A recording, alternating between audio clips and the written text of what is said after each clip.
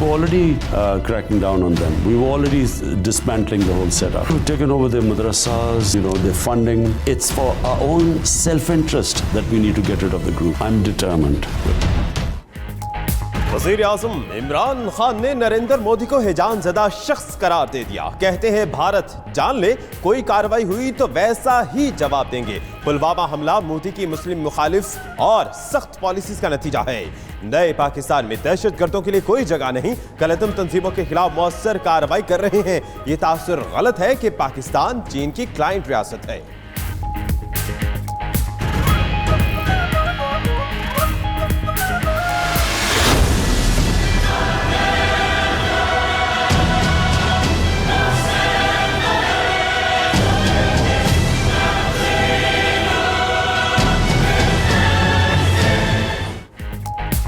वज़ीर आज़म इमरान खान की ज़ेरे सदारत आला सतह का इजलास, मुल्क की सिक्योरिटी सूरत हाल का जायजा, नेशनल एक्शन प्लान के तहत जारी कार्रवाइयों से मुताल्लिक ब्रीफिंग।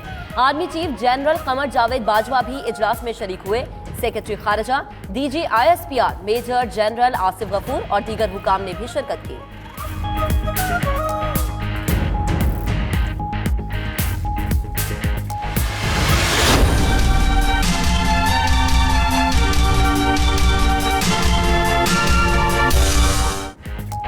वज़ीर आज़म इमरान खान का बयान सियाक़ो सबाक़ से हटकर पेश किया गया। बयान को अफगानिस्तान के दाखिली उमूर में मुदाखलत ना समझा जाए। तर्जुमान दफ्तर खारजा डॉक्टर फैसल का कहना है, अफगान मुफाहमती अमल के अहम मोड़ पर पाकिस्तान की संजीदा कोशिशों को नज़रअंदाज नहीं करना चाहिए। वज़ीर आज़म ने तालिबान से मुलाकात भी अफगान हुकूमत की ख्वाहिश पर ही मुलतवी की।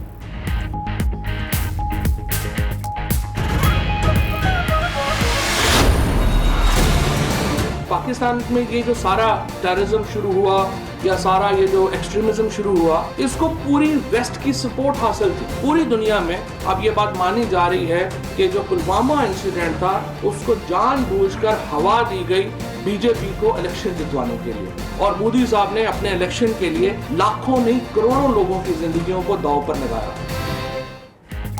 पाकिस्तान दहशतगर्दी के खिलाफ एक बयानिया रखता है। गुज़श्ता दौर में कोई बयानिया नहीं था जिसका आलमी सतह पर नुकसान उठाना पड़ा। वज़ीर इत्तलाआत फवाद चौधरी का तकरीब से खिताब, मजीद बोले कि मोदी ने इलेक्शन में कामयाबी के लिए करोड़ों जिंदगियां दांव पर लगाई, जिसे हमने मौसर हिकमत अमली से आलमी सतह पर बेनकाब किया।